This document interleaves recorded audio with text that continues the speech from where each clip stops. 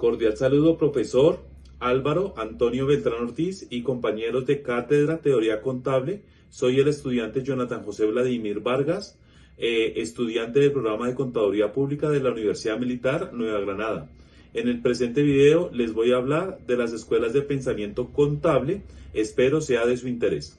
Antes de mencionar las diferentes escuelas de pensamiento contable, considero importante abordar las etapas que ha tenido el pensamiento contable, el cual se divide en 4 etapas. La primera son los primeros registros contables hasta el auge del comercio en el siglo XIII. La segunda etapa es el surgimiento y desarrollo de la partida doble. La tercera etapa es la difusión e implementación de la partida doble.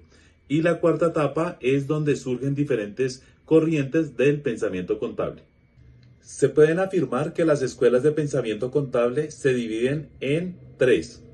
Escuela clásica del pensamiento contable, escuelas económicas del pensamiento contable y escuelas contemporáneas del pensamiento contable.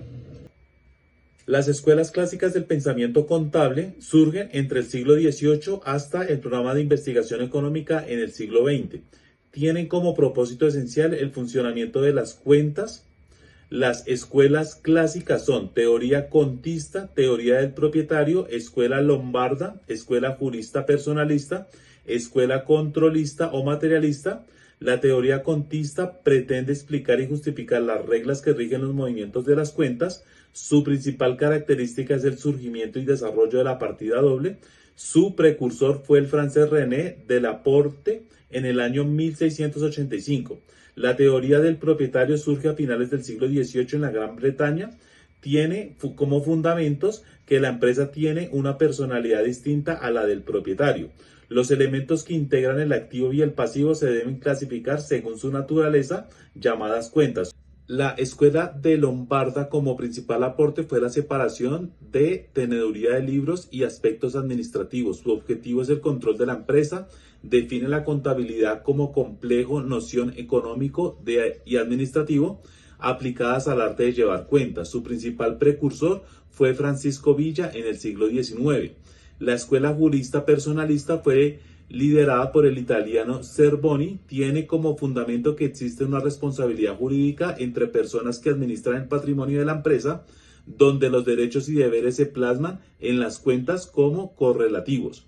La escuela controlista o materialista fue creada por Fabio Vesta. Tiene como fundamento una acérrima oposición a las escuelas que personalizan las cuentas. Su finalidad teórica es estudiar y enunciar las leyes. Las escuelas económicas de pensamiento contable tienen como desarrollo entre el siglo XIX y el siglo XX. Entre las características se destaca que los objetivos de la información contable están orientados a aspectos económicos de la actividad empresarial. Asimismo, surge el concepto de valor económico como elemento consustancial de la contabilidad. Por otra parte, se hace la adaptación científica de las ciencias matemáticas, filosóficas, económicas y del comportamiento al pensamiento contable. Las escuelas económicas del pensamiento contable son neocontismo económico europeo, neocontismo económico francés, la escuela alemana de economía europea, el periodo económico en Italia, la economía hacendal y la escuela patrimonialista, el neocontismo en Estados Unidos, la escuela económica deductiva norteamericana. El neocontismo económico europeo lo formuló Leo Gomberg en el año 1908. Se fundamentó era que la contabilidad forma parte de la economología que tiene por objetivo la actividad económica de la empresa. El neocontismo económico francés fue propuesto por Jean Bernstein, René de Laporte y Jean Dumas Cheit. Insertan el concepto de valor básico en la contabilidad.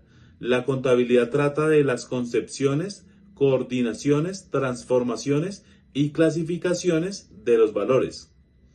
Las escuelas alemanas de economía europea se deriva el neocontismo europeo. Sus fundamentos son que la gestión de la economía de la empresa y de la contabilidad basada en el concepto de valor y en la determinación económica del beneficio. El periodo económico en Italia, que divide en la Escuela de Economía Hacendal propuesto por Gino Zapata, donde se vincula a la contabilidad con la economía de la empresa. Asimismo, se inserta la escuela patrimonialista propuesta por Vincenzo Masi, fundamenta que la contabilidad tiene por objeto el estudio de todos los fenómenos patrimoniales. El neocontismo en Estados Unidos surge en la primera mitad del siglo XX. Se divide en los planteamientos inductivos propuestos por Sanders, Hatfield y Moore. Se justificaba la práctica contable para construir teorías contables. Por otra parte, los planteamientos deductivos propuestos por Sprague, Patton, Canning y Stewin, términos necesarios en la práctica contable. La escuela económica deductiva norteamericana propuesta por Sprouse y Moniz, Edwards y Bell y Chambers. Entre sus características, la contabilidad se sustenta en la teoría económica y en las normas referidas al cálculo del beneficio. Las escuelas contemporáneas del pensamiento contable se formula el paradigma de utilidad propuesto por Stambus, Peanel y Tua, donde se hace la disminución del interés por la riqueza y la renta, el aumento por la preocupación de los usuarios y objetivos de la información financiera. Los enfoques que tiene la escuela contemporánea del pensamiento contable son el enfoque inductivo positivista, que estudia las prácticas contables para inducir en ellas los principios o fundamentos en los que se sustentaban.